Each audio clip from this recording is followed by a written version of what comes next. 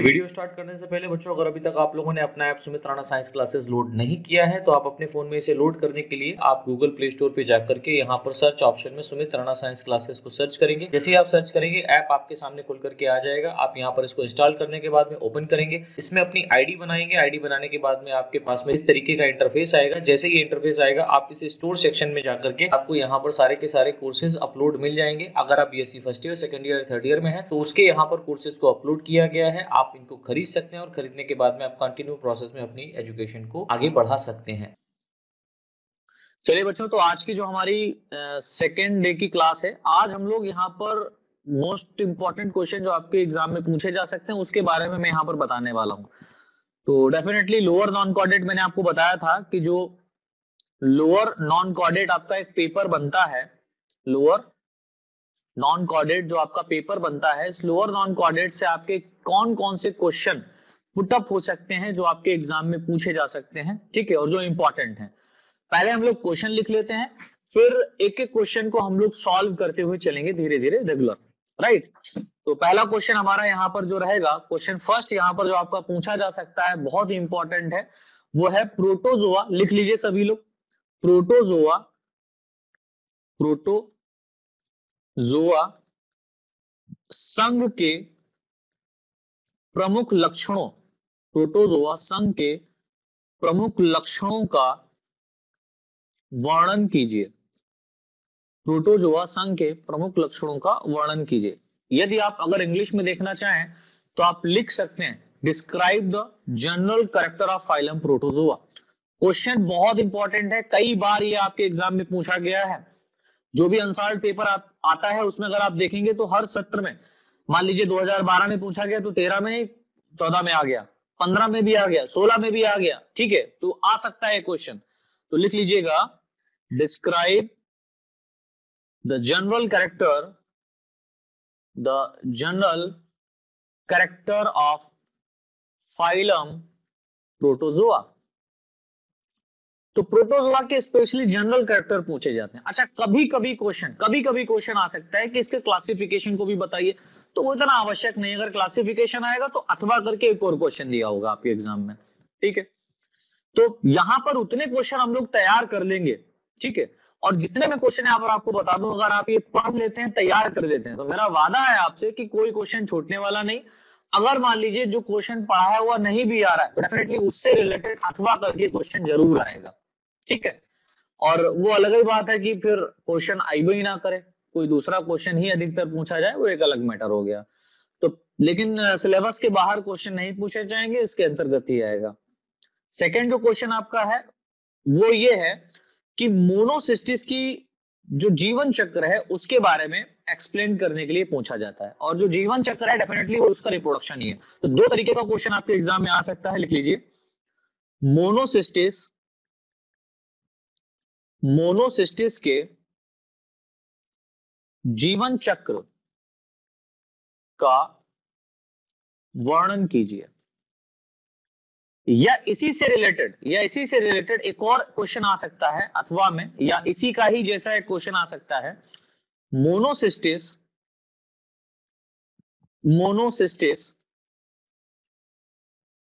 के जनन। ये हम लोग फाइलम प्रोटोजोआ के अंतर्गत जो क्वेश्चन आ रहे हैं उससे रिलेटेड क्वेश्चन में बता रहा हूं। मोनोसिस्टिस के जनन का वर्णन कीजिए। मोनोसिस्टिस के जनन का वर्णन कीजिए। तो क्वेश्चन आ सकता है describe the life cycle of Monocystis. बहुत इंपॉर्टेंट क्वेश्चन है। या क्या आ सकता है, describe reproduction of Monocystis. Describe reproduction of Monocystis.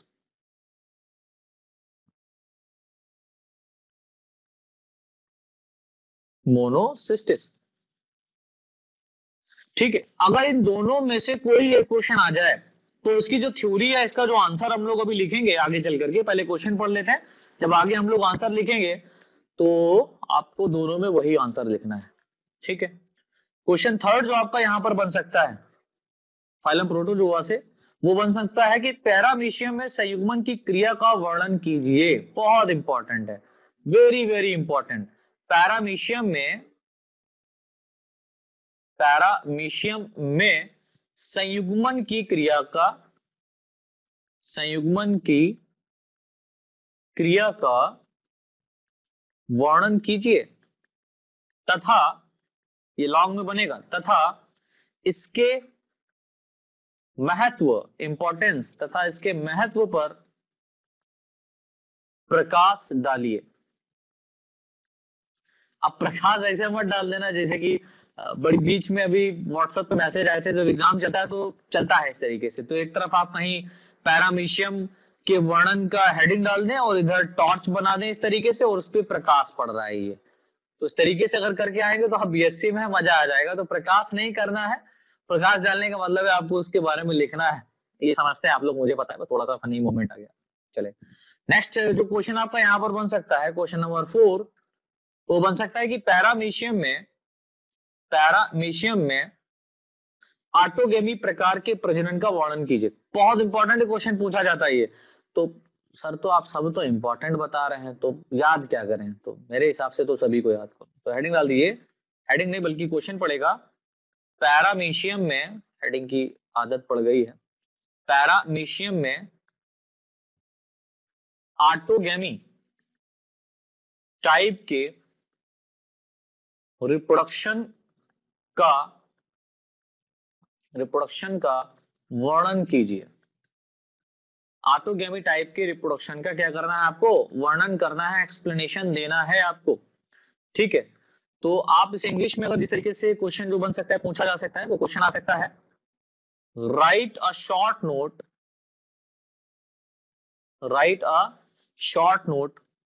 On autogamy, write a short note on autogamy type of reproduction in paramecium, ठीक है, type of reproduction in paramecium. अच्छा, third question का इंग्लिश ट्रांसलेशन करना है, मैंने किया नहीं क्या? एक सेकंड, सॉरी मैं देख लेता हूं। हाँ ठीक है, सॉरी, लिख लीजिए। इसमें जो आपका बनेगा, पैरामीशियम संयुग्मन की क्रिया का वर्णन कीजिए तथा इसके महत्व पर प्रकाश डालिए। तो आपका क्वेश्चन यहाँ पर बन सकता है, give an account of conjugation, लिख लीजिए, give an account of conjugation and significance in paramecium, ठीक है।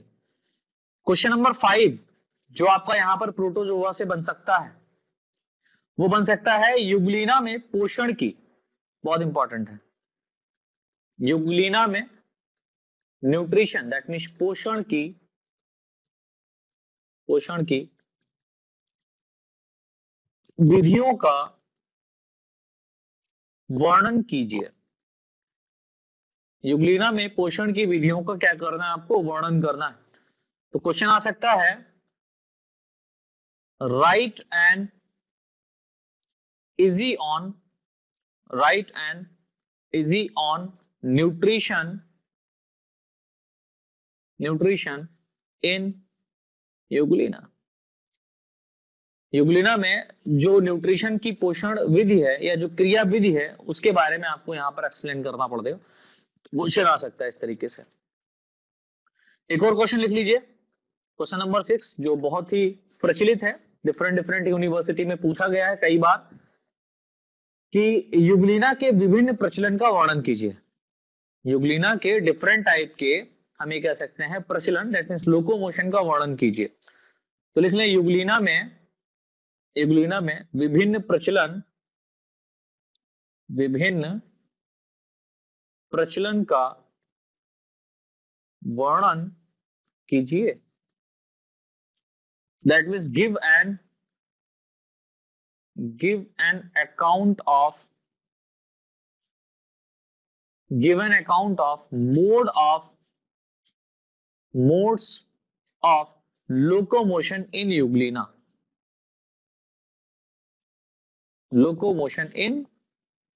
युग्लिना। इस बात को याद रखना, ये क्वेश्चन आ सकता है आपका, ठीक है। फिर इसके बाद में एक और क्वेश्चन लिख लीजिए, लास्ट जो प्रोटोजोआ से क्वेश्चन आपका आ सकता है वो है यूग्लिना में जनन के विभिन्न विधियों का, सॉरी ये मत लिखिए, ये लिखे पैरामीशियम के, क्वेश्चन लिख लें पैरामीशियम के परासरण, कुछ नहीं तो शॉर्ट क्वेश्चन में ये आ सकता है, पैरामीशियम के परासरण नियमन, ऑस्मो रेगुलेशन इसको इंग्लिश में कहते हैं, नियमन का वर्णन करिए, नियमन का वर्णन कीजिए। क्वेश्चन आ सकता है इस तरीके से, राइट। तो क्वेश्चन बन सकता है explain osmo regulation process in Euglena, sorry paramecium, explain osmo regulation in paramecium, ठीक है। अच्छा, मूवमेंट भी आता है तो वो मैंने बता ही दिया, लोकोमोशन जो आ सकता है वो यूग्लिनॉइड मूवमेंट है ना, इस तरीके से क्वेश्चन आता है। मैंने इस पे वीडियो भी क्रिएट किया हुआ, यूट्यूब पे पड़ा हुआ है, तो आप वहां पर भी इसको देख सकते हैं, और डेफिनेटली मैं यहाँ पर तो एक्सप्लेन करूंगा ही करूंगा इसको। तो यहाँ पर जो हमारे क्वेश्चन ये पुटअप हुए हैं 6 और 7 क्वेश्चन, ये हमारे यहाँ पर प्रोटोजोआ से रिलेटेड काफी इंपॉर्टेंट है, ठीक है।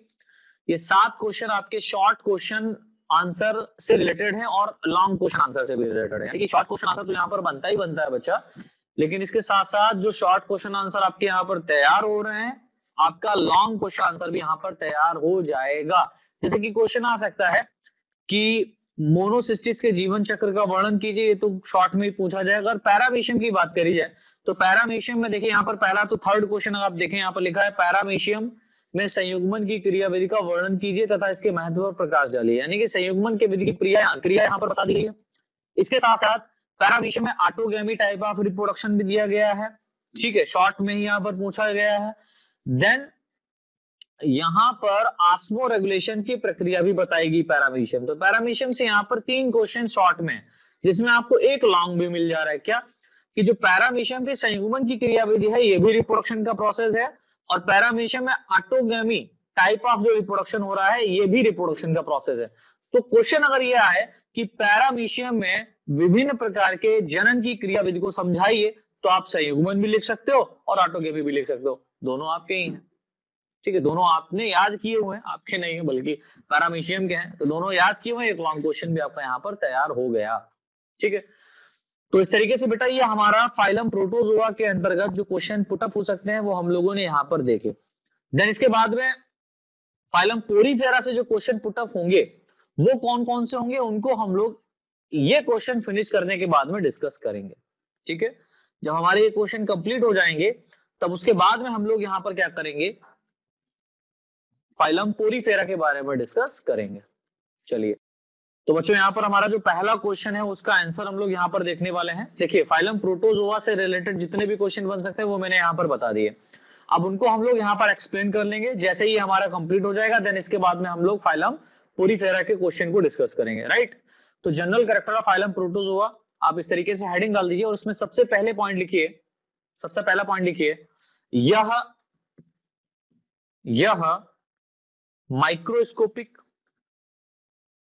माइक्रोस्कोपिक यानी कि सूक्ष्म होते हैं, यह माइक्रोस्कोपिक कॉमा प्रिमिटिव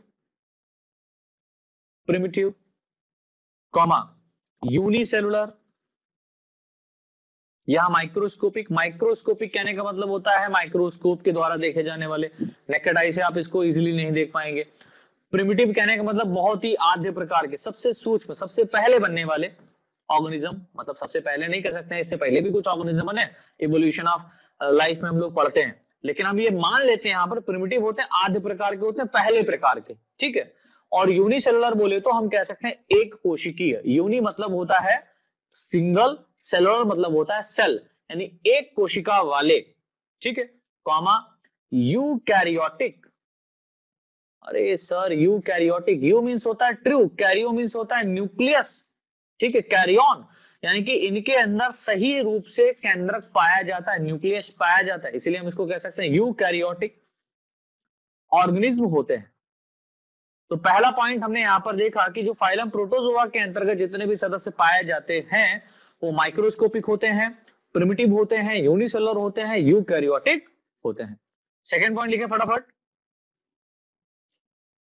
इस फाइलम में या इस फाइलम के सदस्य, इस फाइलम के मेंबर सदस्य अत्यधिक सिंपल, मोर सिंपल एंड एसेलुलर, एक कोशिकीय या अकोशिकीय हम ये कह सकते हैं, मोर सिंपल एंड अकोशिकीय होते हैं, असेलुलर होते हैं।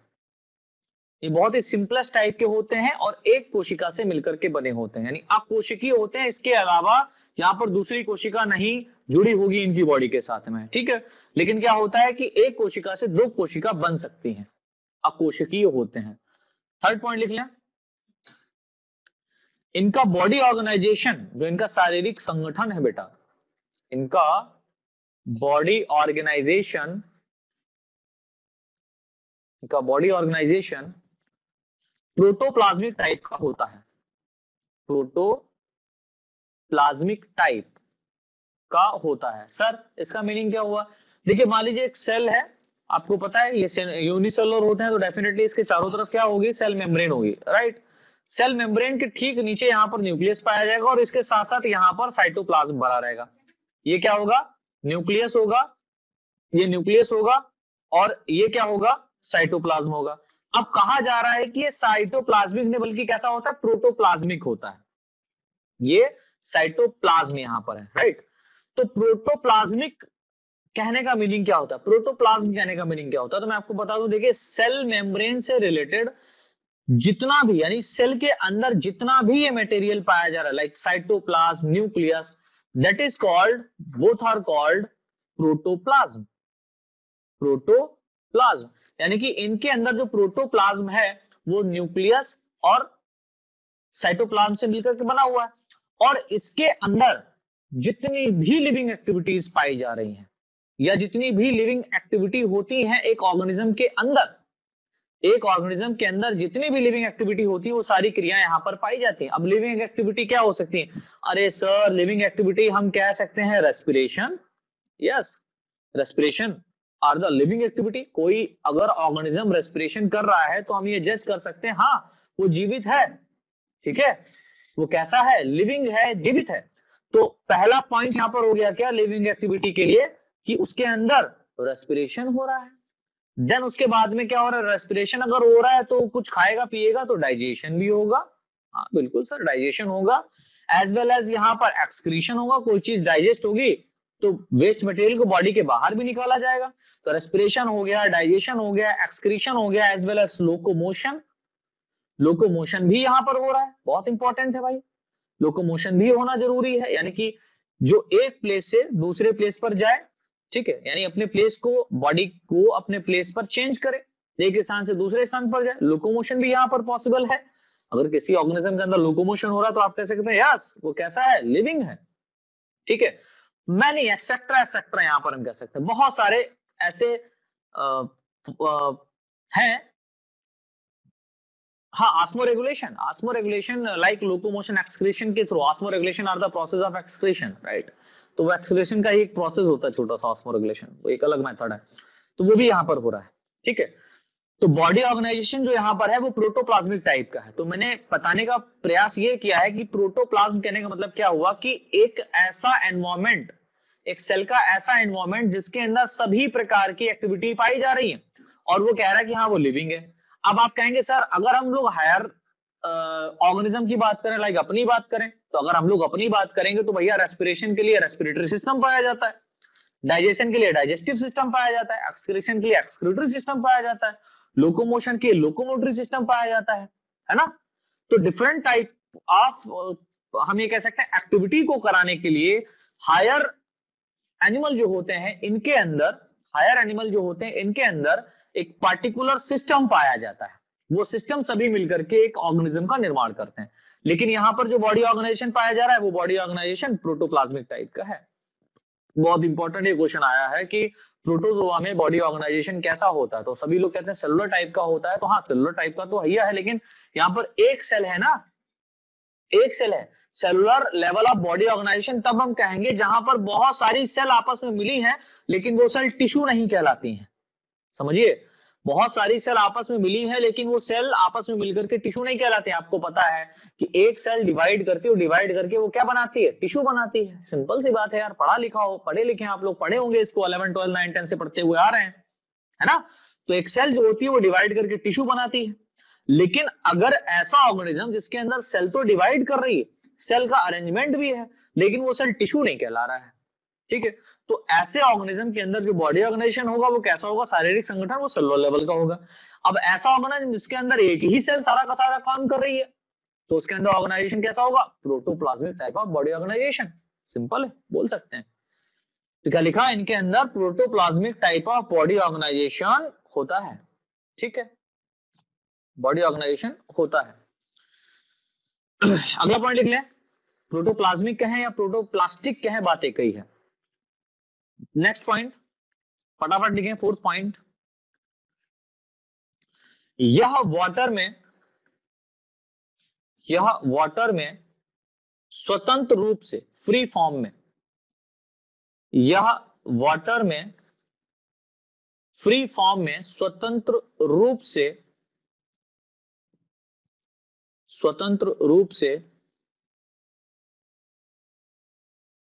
फ्री फॉर्म में, स्वतंत्र रूप से, फॉर एग्जाम्पल जैसे कि स्वतंत्र रूप से कौन कौन रह सकता है, तो हम अमीबा की बात करें तो रहता है, यूग्लिना की बात करें तो रहता है, पैरामीशियम की बात करें तो भी ये वहां पर स्वतंत्र रूप में पाया जाता है, ठीक है, या बॉडी में सॉरी या वाटर में स्वतंत्र रूप से, ब्रैकेट में अमीबा, यूग्लिना, पैरामीशियम इनकी बात कर रहे हैं, वह पैरासाइट।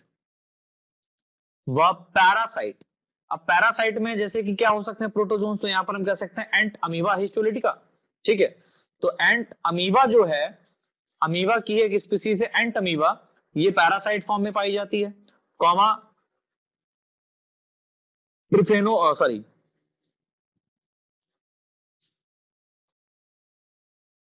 ट्राइकोमोनास या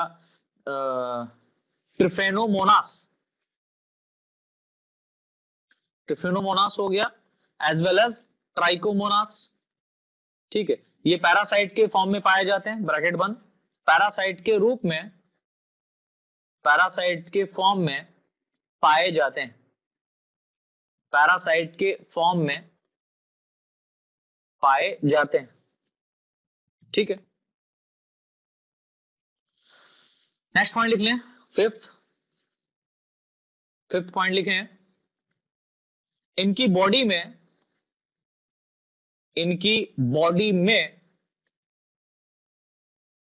असिमेट्री, यानी कि इनकी बॉडी असममित प्रकार की होती है, यानी कि सिमेट्री की बात करें तो इनकी बॉडी में किसी भी प्रकार की सिमेट्री नहीं पाई जाती है, असममित वाले होते हैं, इसीलिए इसको हम लोग असिमेट्री कहते हैं। इनकी बॉडी में किसी भी प्रकार की सममित नहीं पाई जाती, दैट मींस ये इनकी बॉडी असिमेट्री, कॉमा इनकी body asymmetry, comma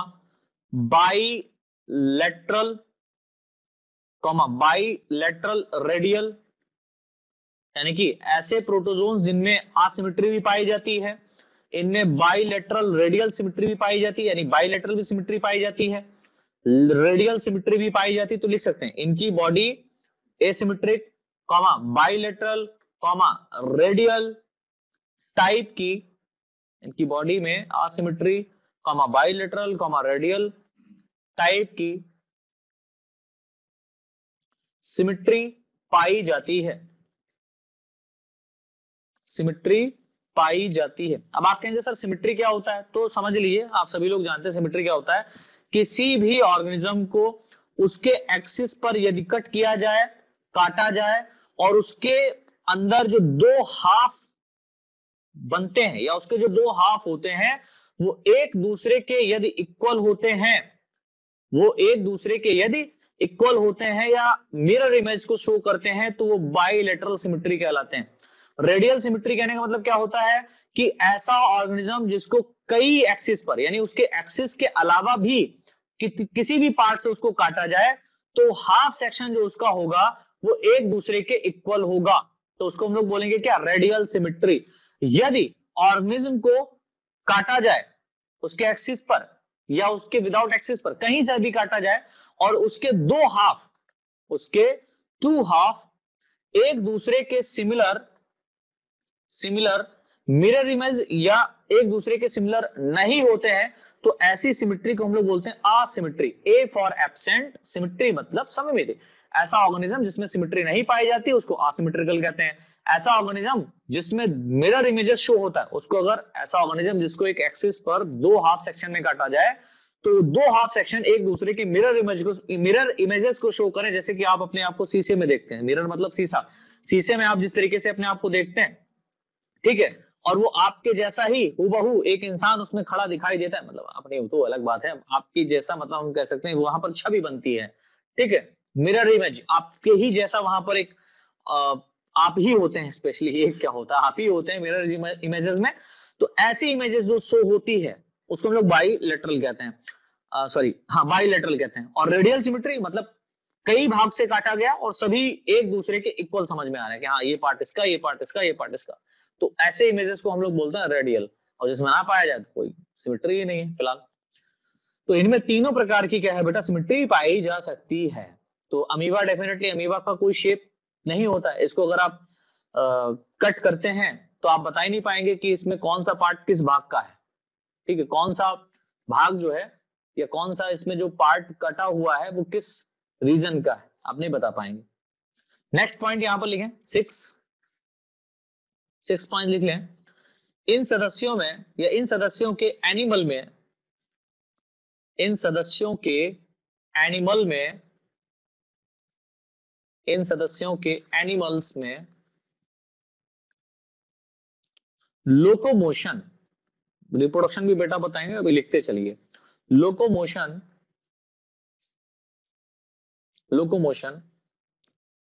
pseudopodia, pseudo मतलब होता है असत्य, पोडिया मतलब होता है पैर, पाद, ठीक है। तो ऐसे ऑर्गेनिज्म जिसमें असत्य प्रकार के पैर बनते हैं, पाद बनते हैं, उनको हम लोग स्यूडोपोडिया लोकोमोशन कहते हैं। और ये कहां पाया जाता है, तो ब्रैकेट में कर दीजिएगा अमीबा।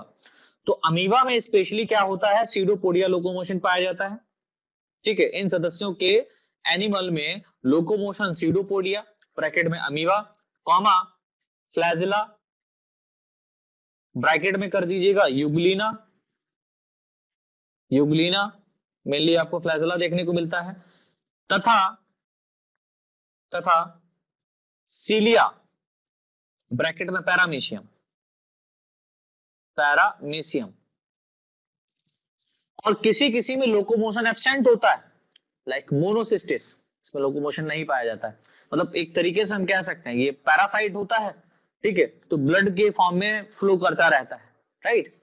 तो फ्लैजिला जो होगा वो यूग्लिना में होगा, स्यूडोपोडिया अमीबा में होता है, सीलिया जो होता है वो पैरामीशियम में पाया जाता है, ठीक है। लोकोमोशन स्यूडोपोडिया, फ्लैजिला, सीलिया द्वारा होता है। कुछ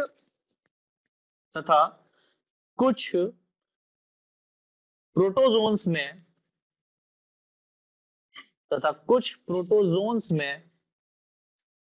लोकोमोशन एब्सेंट होता है, तथा कुछ प्रोटोजोन्स में लोकोमोशन एब्सेंट होता है, ठीक है, इसको याद रखिएगा। नेक्स्ट पॉइंट लिख लीजिए, 7 पॉइंट लिखें। इन एनिमल में न्यूट्रिशन दैट मीन्स पोषण की क्रिया, न्यूट्रिशन की क्रिया, एक्टिविटी, न्यूट्रिशन की क्रिया हेट्रोट्रॉफिक लिखें, न्यूट्रिशन हेट्रोट्रॉफिक बोले तो यहां पर जो न्यूट्रिशन हो सकता है वो या तो होलोजोइक हो सकता है या तो होलोफिटिक हो सकता है। सर हमको बता दीजिए मतलब, देखिए होलो मतलब होता होल्ड होना, किसी दूसरे के ऊपर डिपेंड होना, और जोइक मीनिंग यहां पर जू से लिया गया, और जू का मतलब होता है एनिमल, और यहां पर होलो मतलब होल्ड होना। और फाइट जहां पर भी टर्म है, फाइट कहने मतलब लड़ाई नहीं, फाइट्स कहने का मतलब होता है जो बैकग्राउंड में आप हाँ, तो मैं बता रहा हूं कि होलोजोइक न्यूट्रिशन कहने का मतलब होता है ऐसे ऑर्गेनिज्म जो होल्ड रहते हैं एनिमल के ऊपर ही, राइट। और हेट्रोफिटिक, फिटिक कहने का मतलब यहां पर अगर लिया जाए तो वो हो जाता है प्लांट से रिलेटेड। तो प्लांट से जो अपने फूड को प्राप्त करते हैं, प्लांट के ऊपर जो डिपेंड रहते हैं, उनको हम लोग होलोफिटिक प्रोटोजोन्स कहते हैं। और जो अपना न्यूट्रिशन किससे लेते हैं, एनिमल से लेते हैं, उनको हम लोग होलोजोइक न्यूट्रिशन कहते हैं।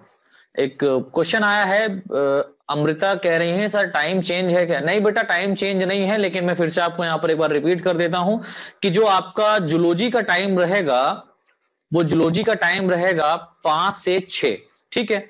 और मैं यहां पर आपको 6 बजे या 6:05 पर छोड़ दूंगा। देन इसके बाद में जैसे ही केमिस्ट्री का आपका टाइम होगा, राइट, केमिस्ट्री का टाइम आपका यहां पर जाएगा 6:15 पर, आपको लिंक मिलेगा कहां पर, ग्रुप में। और 6:15 से लेकर के 7 बजे तक आपके सर ये पढ़ाएंगे। फिर 7 बजे से आपका बॉटनी का टाइम है, ठीक है। तो बॉटनी का जो मीटिंग कोड है वो आपको मिल जाएगा कब, 7:05 या 7 बजे ही, ठीक है। 7 बजे या 7:05 पर या 7:10 पर आपको बॉटनी का लिंक मिल जाएगा, तो आप वहां से क्लास ज्वाइन कर लीजिएगा। ये टाइमिंग है फिक्स, ठीक है। तो थोड़ा सा वेट करिएगा, ऐसा नहीं कि यहां पर क्लास छूटने के बाद में आप कहें सर हमको लिंक नहीं मिला है। कल मेरे पास में, मैं सेकेंड ईयर का बैच ले रहा, आप लोगों में से ही बहुत सारे बच्चों ने फोन कर दिया, सर वो हो नहीं रहा है, सर लिंक नहीं आया, सर अब फोन पे फोन कर रहे हैं। तो यार थोड़ा धैर्य रखें, पैशन बनाए थोड़ा सा। आपको क्लासेस आपको ही देने के लिए भैया हम लोगों ने रजिस्ट्रेशन स्टार्ट किया, और आपको क्लास नहीं मिलेगी तो अच्छा नहीं रहेगा ना। क्लास मिलेगी सभी, लेकिन थोड़ा सा टाइम पे ही मिलेगी। चलें, तो मैंने आप लोगों को बताया कि यहां पर जो होलोजोइक न्यूट्रिशन होता है, वो कहने का अर्थ होता है कि किसी एनिमल के ऊपर डिपेंड रहना। आगे कंटिन्यू फॉर्म में लिखें। हेट्रोफिटिक न्यूट्रिशन मैंने बता दिया। हेट्रोफिटिक जो न्यूट्रिशन होगा वो आपका कितने प्रकार का हो सकता है, 2 प्रकार का हो सकता है। या तो वो होलोजोइक होगा, होलोजोइक होगा, या होलोफिटिक होगा। होलोजोइक होलोफिटिक मैं आपको बता ही चुका हूं। Comma comma parasitic. पैरासिटिक कहने का मतलब होता है किसी दूसरे ऑर्गेनिज्म के ऊपर टोटली डिपेंड रहना, और डिपेंड रह करके उससे भोजन भी लेता है और बदले में उसको रोग भी देता है। तो ऐसे प्रोटोजोन्स खतरनाक होते हैं, ठीक है। पैरासिटिक फॉर्म में होता है। तो इनमें जो न्यूट्रिशन पाया जाता है वो हेट्रोफिटिक भी पाया जाता है और पैरासिटिक न्यूट्रिशन भी देखने को मिलता है। नेक्स्ट पॉइंट लिख लीजिए, अगला पॉइंट लिख लें, जो भी पॉइंट हो 8वां 9वां। देखिए, इन एनिमल्स में या एनिमल्स की जगह अगर आप प्रोटोजोन्स कहें तो बड़ा मजा आएगा। इन प्रोटोजोन्स में डाइजेशन की एक्टिविटी इंट्रासेलुलर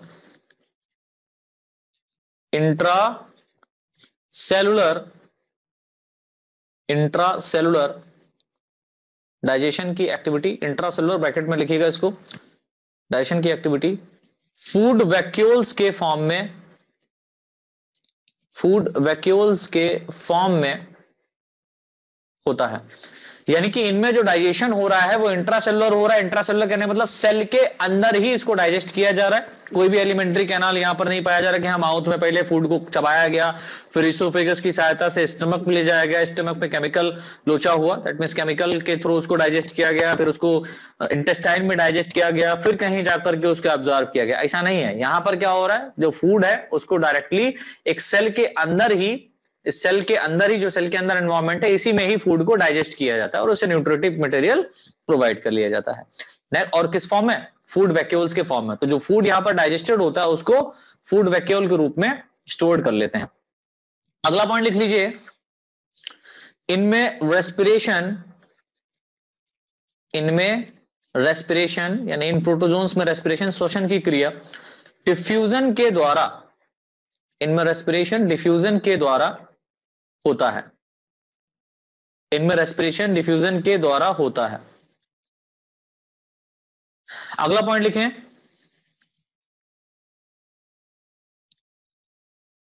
अगला पॉइंट लिख लीजिए। डिफ्यूजन मीनिंग समझने के लिए आप ऐसे समझें, आप एक घर में हैं, और एक घर में एक रूम है, इस रूम में आप बैठे हुए हैं और रूम में बैठे होने के साथ साथ आपने यहां पर आग जला दी, रूम के अंदर ही आग जलाई। जब आप रूम के अंदर आग जलाएंगे तो इसमें क्या भर जाएगा, धुआं भर जाएगा यार, बहुत सारा। जब ये धुआं भर जाएगा तो इस धुएं को बाहर निकलना है, लेकिन आपने जो आग जलाई, आपने दरवाजे भी बंद कर लिए और आपने विंडो भी बंद कर ली, डोर भी क्लोज कर लिया, विंडो भी क्लोज कर ली।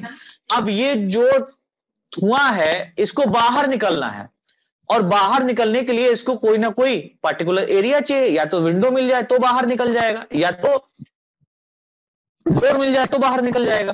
तो धुआं है, जैसे ही आप विंडो खोलते हैं, ये जो धुआं कमरे के अंदर होता है ये डिफ्यूज हो जाता है कहां, बाहर एटमॉस्फेयर में। तो कमरे से धुएं का बाहर निकलना, दैट इज कॉल्ड डिफ्यूजन। तो हम ये कह सकते हैं कि जो सेल के अंदर मटेरियल बना, या मान लो एक्सक्रीटरी मटेरियल बना, इस एक्सक्रीटरी मटेरियल को बाहर निकाला जाता है सेल की सहायता से, और यहां पर जो ये प्रोसेस हो रहा है दैट इज कॉल्ड डिफ्यूजन। इसी को हम लोग क्या बोलते हैं, डिफ्यूजन कहते हैं। वो अलग बात है कि एक्सक्रीटरी मटेरियल को सेल के बाहर निकाला जा रहा है, ठीक है, एक्सक्रीटरी मटेरियल को सेल के बाहर निकाला जा रहा है, या मान लीजिए किसी न्यूट्रिटिव मटेरियल को सेल के अंदर लिया जा रहा है, तो मेम्ब्रेन से होकर के लिया जा रहा है ना, तो यहां पर भी क्या होगा, डिफ्यूजन ही होगा, ठीक है, यहां पर भी क्या होगा, डिफ्यूजन ही होगा। वो अलग बात है, इसका प्रोसेस जो होगा वो क्या कहलाएगा, पिनोसाइटोसिस। अगर लिक्विड फॉर्म में प्रोटोजोन्स के अंदर, सेल के अंदर कोई न्यूट्रिटिव मटेरियल सेल की मेम्ब्रेन को क्रॉस करके साइटोप्लाज्म में आता है, that is called pinocytosis, and this process are also called as diffusion. तो वही मैंने बताया कि इनमें रेस्पिरेशन जो होता है वो स्पेशली कैसे होता है, डिफ्यूजन के द्वारा होता है। नेक्स्ट पॉइंट लिख लीजिए, इनमें इनमें एक्सक्रीशन दैट मीन्स उत्सर्जन, एक्सक्रीशन, कॉन्ट्रैक्टाइल वैक्यूल्स, इनमें excretion, contractile vacuole and body surface, contractile vacuole and body surface से होता है। इन सदस्यों में या इन प्रोटोजोन्स में एक्सक्रीशन कॉन्ट्रैक्टाइल वैक्यूल या बॉडी सरफेस के द्वारा होता है, राइट। तो बच्चों इसके आगे के जो हम लोग पॉइंट्स हैं वो कल डिस्कस करेंगे, ठीक है। आज जितने पॉइंट हो गए ये काफी इंपॉर्टेंट है, इनको याद कर लीजिएगा। इसकी वीडियो आपके पोर्टल पे आ जाएगी, ठीक है, जहां पर आप लोगों ने रजिस्ट्रेशन कराया वहां पर भी इसको देख पाएंगे कल। और बाकी की जो वीडियो रह जाएगी, यानी कि थर्ड डे का जो हमारा क्लास चलेगा उसमें हम लोग इसके एक दो पॉइंट और रह गए उसको कवर अप कर लेंगे, या कवर अप करने के बाद में क्लासिफिकेशन तो उसको पढ़ना है नहीं, तो सेकेंड हमारा जो क्वेश्चन होगा उसको क्लियर करेंगे, ठीक है। तो बाकी क्लास हम लोग कल करते हैं। बच्चों अगर आप लोग कंप्लीट वीडियो को देखना चाहते हैं तो आप हमारे app Sumit Rana science classes के ऊपर इनरोल कर सकते हैं। अगर अभी तक आप लोगों ने लोड नहीं किया तो उसको लोड कर लीजिए, और यहाँ पर जाने के बाद में आप इस वीडियो को कंप्लीट कहाँ पर देख पाएंगे, जैसे कि यहाँ पर देख सकते हैं कि यहाँ पर एक ऑप्शन यहाँ पर दिया हुआ है स्टोर सेक्शन का, राइट। जैसे ही आप स्टोर सेक्शन पर क्लिक करते हैं तो आपके सामने बहुत सारे कोर्सेज यहाँ पर खुल जाएंगे, ठीक है। यहाँ पर मैं बहुत सारी सेलिंग भी चला रहा हूँ, और आप अगर इस वीडियो को कंप्लीट देखना चाहते हैं तो मैंने यहाँ पर बहुत सारी वीडियोस को यूट्यूब पर जिस तरीके से आपको फ्री में मिल रही है उस तरीके से यहाँ पर भी मैंने फ्री करके रखा हुआ है। जैसे कि यहाँ पर बीएससी पार्ट 1 का अगर आप लोग देखें, इस कोर्स को अगर आप देखें तो ये कोर्स बेसिकली मैंने तो यहाँ पर आप लोगों को पता होगा कि मैंने अपने ऐप के ऊपर सारे के सारे कोर्सेज बीएससी फर्स्ट ईयर के बहुत ही कम प्राइस में कर दिए हैं। लगभग 300 रुपये पर पेपर मैंने कर दिया है, जिसमें सारे कंटेंट आपको मिलेंगे विद पीडीएफ फाइल। और बच्चों मैं आपको बता दूं कि यहाँ पर ये कोर्सेज 1 साल तक आप एक्सेस कर पाओगे बिना किसी रेस्ट्रिक्शन के। अब आप कहेंगे सर मैंने इतना कम क्यों कर दिया है, तो इतना कम मैंने इसलिए कर दिया है, बस मुझे थोड़ी सी खुशी मिल रही है कि आप लोगों ने मुझे इतना प्यार दिया है, तो आप लोगों के लिए मैं इतना कर ही सकता हूँ। और जैसे ही आप इस पर क्लिक करेंगे, क्लिक करने के बाद में आप यहाँ पर देखिए, ये आपके सामने इस तरीके से इंटरफेस खुल करके आएगा, और इसे आप देखेंगे तो यहाँ पर मैंने देखिए लिखे हुए यहाँ पर 34 कंटेंट, और यहाँ पर सारा का सारा लिखा होगा शुरुआत में ही, आप इस तरीके से अच्छे से इसको समझ सकते हैं। ये देखिए यहाँ पर फ्री कंटेंट आप देख सकते हैं, यहाँ पर मैं इसको हाईलाइट कर दे रहा हूँ, ये लिखा हुआ है फ्री कंटेंट। इसमें आपका फुल सिलेबस जो आपका बीएससी का है वो आपको पीडीएफ के फॉर्म में फ्री मिल जाएगी। और यहाँ पर देखिए वायरस पार्ट 1, वायरस पार्ट 2, जिस तरीके से आप को YouTube के ऊपर मैंने एक प्लेलिस्ट बना करके दी है, उसमें आपको प्लेलिस्ट में ढूंढना भी पड़ता है यहाँ पर ऐसा कुछ नहीं है। आप ऐप के ऊपर आइए, आपको जो भी कंटेंट देखना है, आपको जिस पेपर से भी वीडियो पढ़नी है, उस पेपर को यहाँ पर स्टोर सेक्शन में जाकर के खोज लीजिए। ढूंढने के बाद में आप जब उस पर क्लिक करेंगे तो जितने यूट्यूब पर मैंने फ्री वीडियो लेक्चर डाले हुए हैं वो आपको यहाँ पर मिलेंगे, और इसके साथ साथ आपको एक्स्ट्रा वीडियो लेक्चर भी यहाँ पर मिलेंगे, जो यहाँ पर पेड क्लासेस रहेगी, जिसका प्राइस मात्र 300 रुपये बच्चा मैंने यहाँ पर रखा हुआ है, जिसको हर कोई परिवार का व्यक्ति, चाहे वो अमीर व्यक्ति हो चाहे वो गरीब व्यक्ति हो, हर कोई उसको इजीली तरीके से दे सकता है। तो आई होप आप लोग मेरे इस डिसीजन से बहुत खुश हुए होंगे। तो आप लोगों ने जिस तरीके से मुझे YouTube के ऊपर अपना प्यार दिया है, इतना कीमती समय दिया है, इतना सपोर्ट किया है, आप कृपया मेरे ऐप को भी उतना ही प्यार दें। और मैं चाहता हूं कि आप इसे लोड करें, तो ज़्यादा से ज़्यादा इसको लोड कीजिए, ज़्यादा से ज़्यादा शेयर कीजिए। आपको यहाँ पर प्लेलिस्ट की तरह ढूंढने का मौका नहीं मिलेगा, बल्कि आपको डायरेक्ट कंटेंट बाय कंटेंट यहाँ पर मिल जाएगा। पेपर में आपकी यूनिट बाय यूनिट सारा का सारा दिया हुआ है, आप इजीली तरीके से कंप्लीट पेपर को पढ़ सकते हैं। इसके अलावा आप जब व्यू ऑल पे क्लिक करते हैं तो सारे के सारे कंटेंट आपको यहाँ पर दिखाई देंगे इस तरीके से। तो आप जो भी कोर्सेज पढ़ना चाहते हैं, जैसे कि यहाँ पर बीएससी पार्ट 1 जूलॉजी का अगर आप देखना चाहें हायर नॉन कोडेड, तो उसको भी आप खोल सकते हैं। ठीक है, आप बीएससी सेकेंड ईयर का भी यहाँ पर देख पाएंगे। और बेटा आपको मैं अधिक जानकारी दे दूं कि आप किसी भी वीडियो के डिस्क्रिप्शन में आप देखेंगे, अब आप कहेंगे सर डिस्क्रिप्शन कहाँ से देखें, तो देखिए बेटा यहाँ पर ये इस तरीके से जो एरो लाइक स्ट्रक्चर बना हुआ है, इसके ऊपर जैसे ही आप क्लिक करेंगे तो इस तरीके से आपके सामने बहुत सारा इंटरफेस खुलकर आ जाएगा। अब मैं आपको बता दूं, अगर अभी तक आप लोगों ने अपना ऐप लोड नहीं किया है सुमित राणा साइंस क्लासेस, तो यहाँ से इसके माध्यम से, इस लिंक के माध्यम से आप जब इसके ऊपर क्लिक करेंगे तो सीधे गूगल प्ले स्टोर पर चले जाएंगे, आप इसको लोड कर लीजिए। अगर आपको ऐप के बारे में पूरी जानकारी चाहिए बेटा, तो उसके लिए यहाँ पर एक और लिंक को दिया गया है जिसमें ये लिखा हुआ है कंप्लीट ऐप इंफॉर्मेशन वीडियो।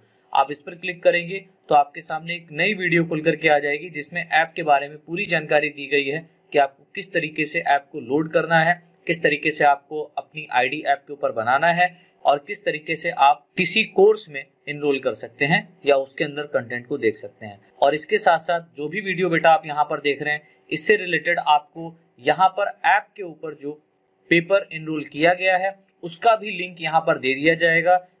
अगर आपके फोन में ऐप लोड होगा तो आप उस लिंक के ऊपर क्लिक करके सीधे आप हमारे ऐप के ऊपर उस कोर्स में चले जाएंगे।